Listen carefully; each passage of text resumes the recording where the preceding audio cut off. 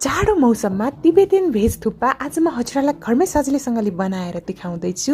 Greetings everyone, YouTube channel अमर पञ्ची food वर्ल्डमा हजुरलाई धेरै धेरै स्वागत छ। यो तिबेटियन भेज थुक्पा बनाउन एकदमै सजिलो छ र घरमै पाइने सामग्रीहरूबाटै एकदमै छोटो समयमा नै म हजुरहरूलाई छिट्टै यो तातो थुक्पा बनाएर देखाउँदैछु। बनाउन पनि एकदमै सजिलो छ है। हेर्नुस् त कस्तो खाउँ लाग्दो थुक्पा।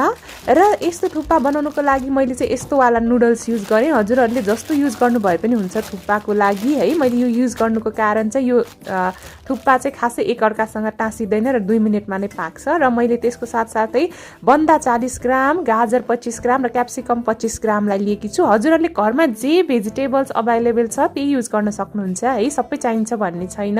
प्याज एउटा, रातो पाकेको गोलभेडा एउटा, हरियो खुर्सानी 3वटा, कागतीको रस आधा जति र हरियो मटर चाहिँ मैले 10 ग्राम लिएकी छु। तेल चाहिँ मैले तोरीको तेलमा बनाउँदैछु, 4 चम्चा जति चाहिन्छ। हजुरहरूले जुनै तेलमा बनाउनु भए पनि हुन्छ।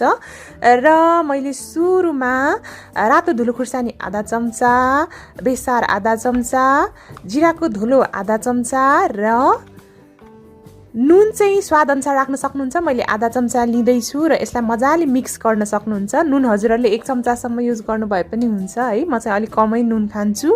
त्यसपछि हामीलाई नभई नहुने चिज भनेको यो अजिनामोटो पनि हो, तर मन पर्दैन भने नराख्नु भए पनि हुन्छ। र अर्को हामीले छुट्याउनै नहुने चिज भनेको मरिच हो। मरिच चाहिँ 6-7 वटा मजाले मैले यसरी कुटेँ। हजुरहरूले मरिचको धुलो डाइरेक्टली युज गर्न सक्नुहुन्छ। मरिचको धुलो युज गर्दा कालो वा सेतो जुनै युज गर्नु भए पनि हुन्छ।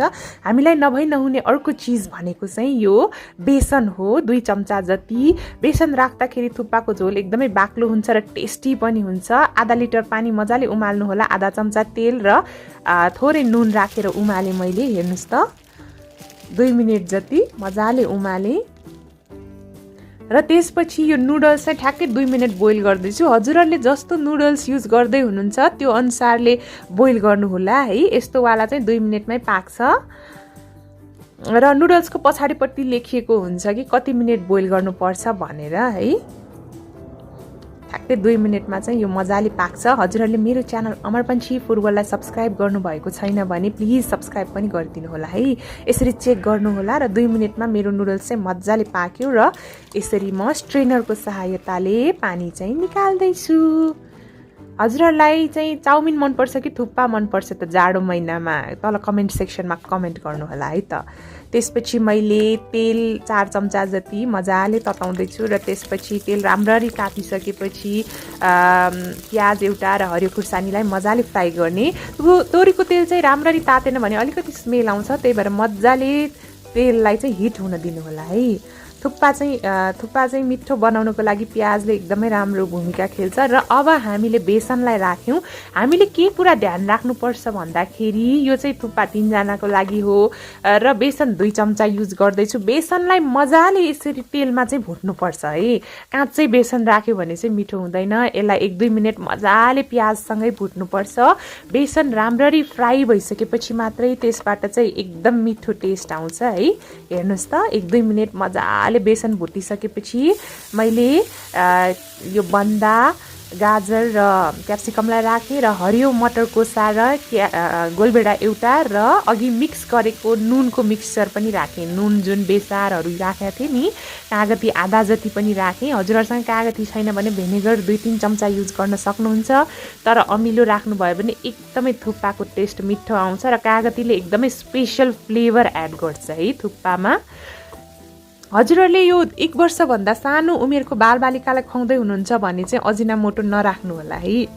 र त्यसपछि अजिनामोटो र मैले अघि कुटेर राखेको मरिचको धुलोलाई राखेँ। खास गरेर मरिचको धुलोले थुक्पाको रसलाई एकदमै सुपलाई एकदमै टेस्टी बनाउँछ। र तिब्बततिर चाहिँ अलि जाडो हुने भएकोले थुक्पा थेन्थुकहरू एकदमै धेरै खाने प्रचलन पनि रहिआएको छ है। र एकदमै सिम्पल तरिकामा घरमै यसरी बनाएर हेल्दीसँगले खान सक्नुहुन्छ। र त्यसपछि 2 कप पानी राखेँ। हजुरहरूसँग चिकन स्टक छ भने 2 कप चिकन स्टकलाई राख्न पनि सक्नुहुन्छ, वा हड्डीलाई मजाले बोइल गरेको सुप छ भने त्यो राख्नुभयो भने अझै मिठो हुन्छ। मैले चाहिँ बोइल वाटर 2 कप राखेँ है। कतिको बाक्लो थुक्पा खानुहुन्छ त्यही अनुसारले राख्ने हो। मलाई चाहिँ अलिकति बाक्लो नै मनपर्छ। र 5 मिनट जति मजाले बोइल हुन दिनुपर्छ। र त्यसपछि कतिको मनपर्छ यसरी बाउलमा मैले नुडल्सलाई राखेँ बोइल भएको है। त्यसैको माथि चाहिँ अघिको रसलाई राख्दैछु है। र तातो यसरी मैले सर्भ गर्दैछु, हेर्नुहोस् है त। र हजुरहरूलाई म एग थुक्पा र बफ थुक्पा पनि छिट्टै बनाएर देखाउँदैछु। एकदमै सजिलो छ, बनाउने तरिका यही हो है। यो चाहिँ भेज थुक्पा हो, खास गरेर भेजिटेरियन साथीहरूको लागि। एकदमै मिठोसँगले तयार भइसकेको छ तिबेटियन स्टाइलमा। हेर्नुहोस् त, खाउँ लाग्दो बनिसकेको छ। यसरी एकचोटि मजाले मिक्स गर्ने र मजाले खाने हो यसलाई है। लगभग 3 जनालाई पुग्छ यो मैले बनाएको क्वान्टिटी चाहिँ। आजको रेसिपी हजुरहरूलाई कस्तो लाग्यो त? मन पर्यो भने भिडियोलाई लाइक, कमेन्ट र सेयर गर्न नबिर्सिनु होला। साथसाथै मेरो च्यानल अमर पन्छी फुड वर्ल्डलाई सब्स्क्राइब पनि गर्नुहोला है त। अब म टेस्ट पनि गर्दैछु है।